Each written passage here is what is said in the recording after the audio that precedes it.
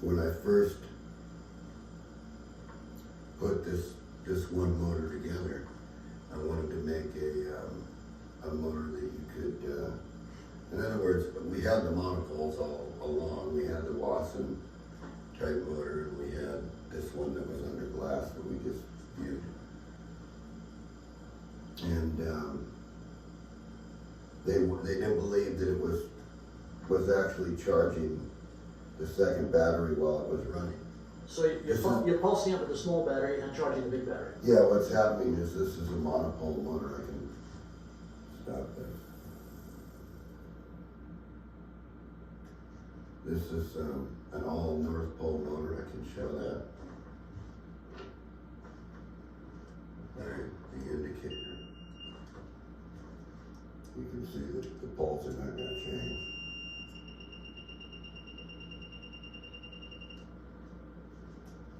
Alright, now if you listen very closely, I'll try to get close to this.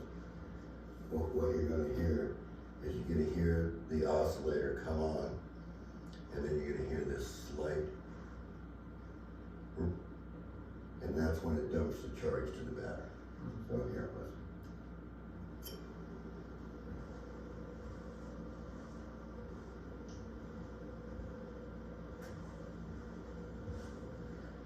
When it drops down like that, that's when the charge that's in these capacitors.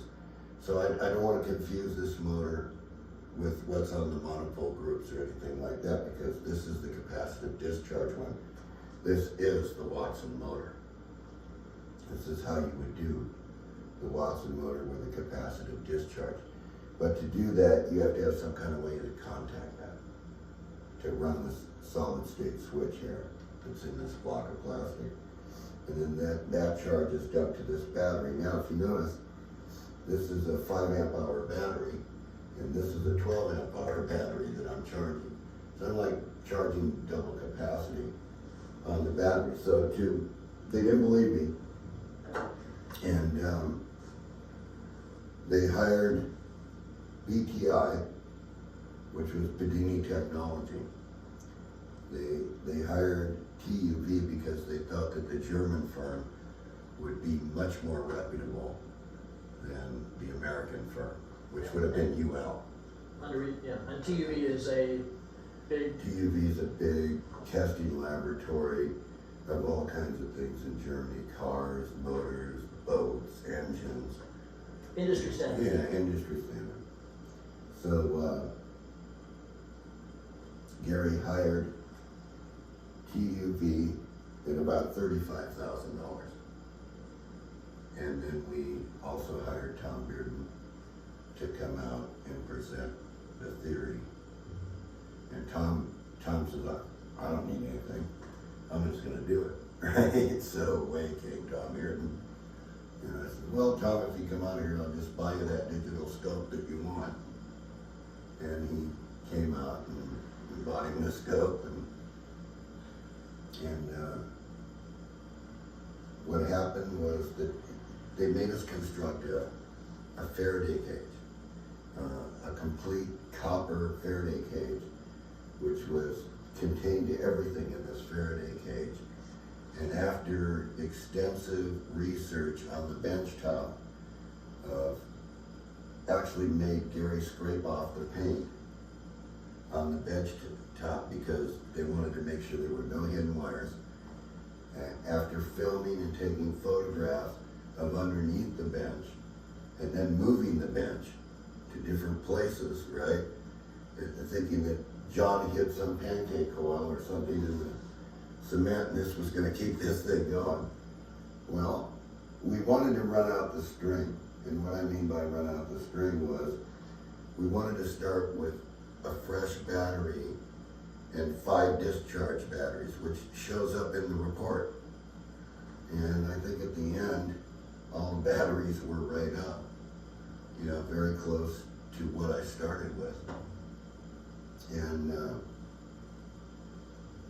it was kind of unique because every night the TUV engineer would lock this in a lock box, the whole thing.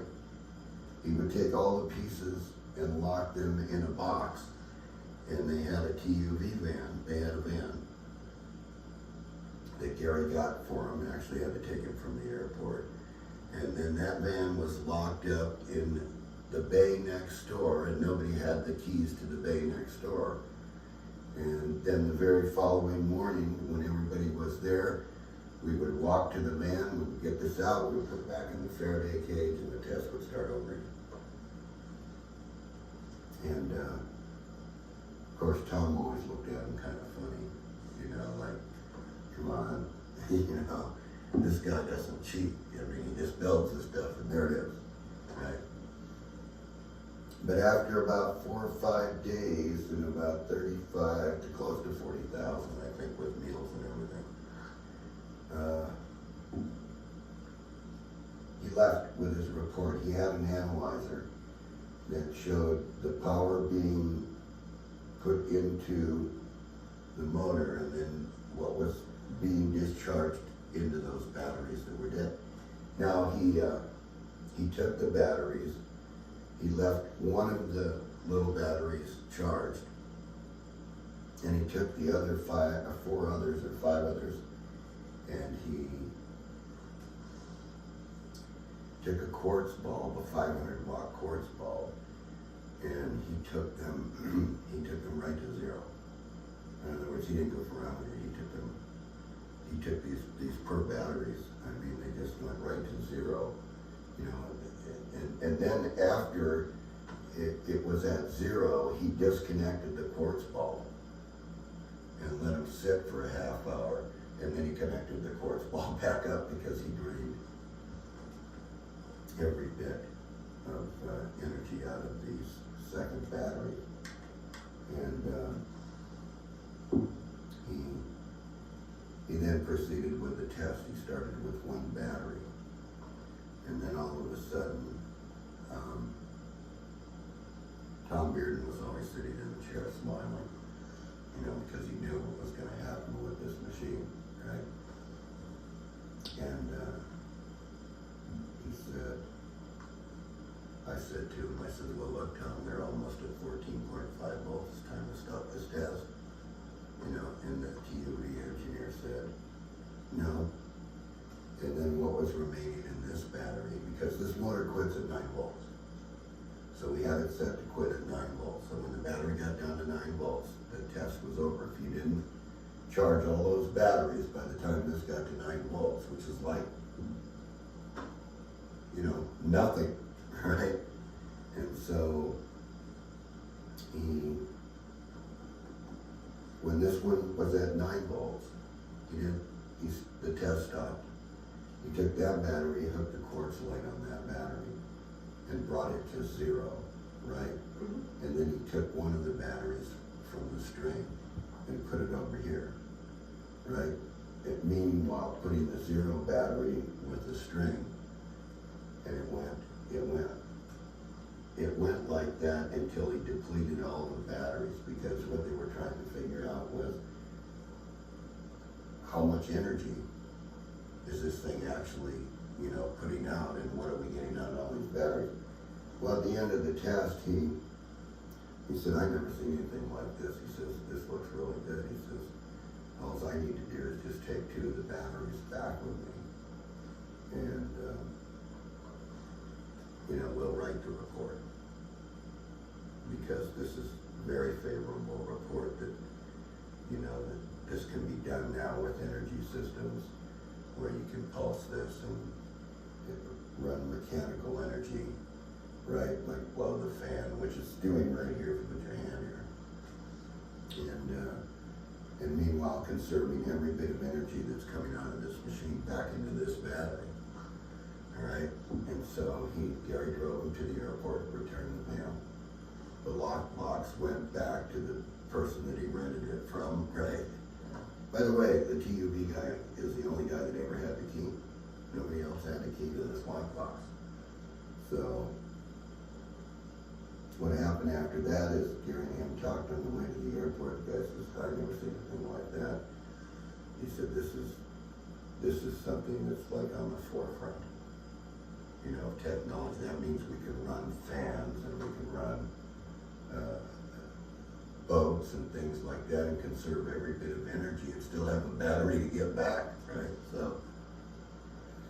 So he got back to Germany to TUV, and no report came. A month went by, and then a couple of months went by, and nothing came. So Gary called, and Jay called, and everybody else tried to call, right?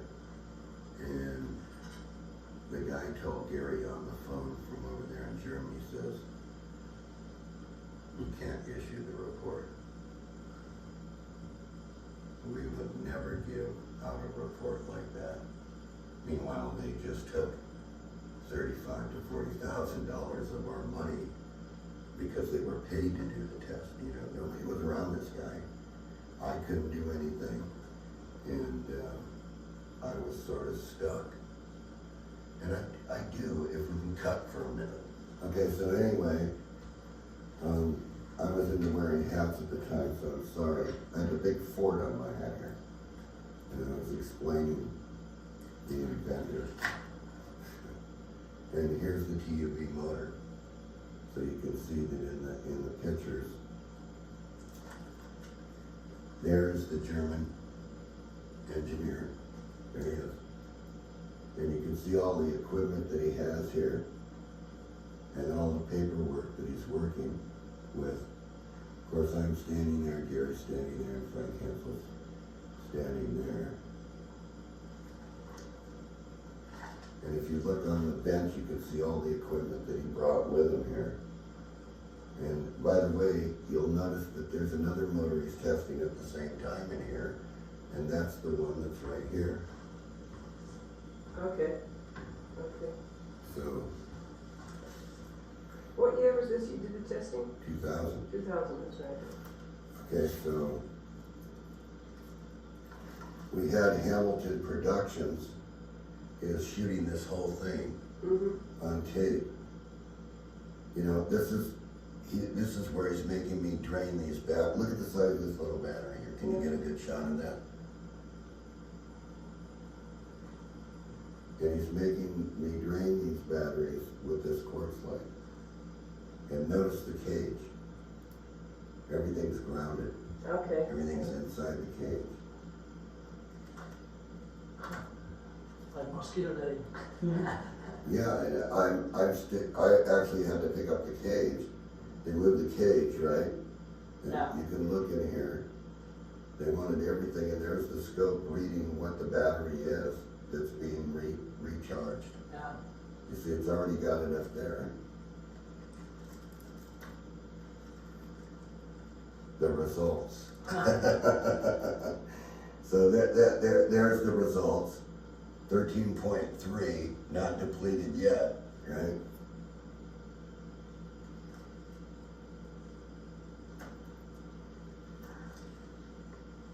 The worried look from the TUV scientist, right? So there he is marking the batteries. And notice that the window motor is also here. That's this one over here. And more results. So all these batteries now are at 13.3, right? Which the TUV engineers consider charged at 13.3. The discussion. Is that you and Gary? That's Gary, myself, and Frank Hensel. That's David Hamilton. Notice what's in the background back there, the motor that ran all those years. Right. He wasn't allowed to test it. And the worried look after the test. What was his name again? Frank Hensel. Frank. So, there you go, Tony. So when you talked to him on the phone a couple months after the test, was he kind of apologetic at all? No. Just No, typically he was very reject- very No, the thing was that he said that his boss would never allow him to write a report like that, and that we were wasting our time to try to ever bring anything out like this, and that he was retiring. He had a couple of weeks to go and he was retiring. Of which he said to me on the phone, he said, just personally between you and me, they won't let me write the report. Of course, I have no proof, so. So what happens to the Hamilton film? Oh, we have the Hamilton film. We have the whole cast of which Tom Bearden, I have that film. yes, Okay. and Tony did get the film. Okay. So, So whatever he says about the report, the results are documented. yes, Yeah. Yeah, I have 8 hours of TUV tests. yeah, they were all, and the batteries came right up. I mean, Yeah. this guy made me take them to zero. Yeah. I said, well, you're gonna damage the lead acid cells if you pull them down that low. They're not. Oh, no. These are deep cycles. You know, they're little bitty 5-volt Yeah.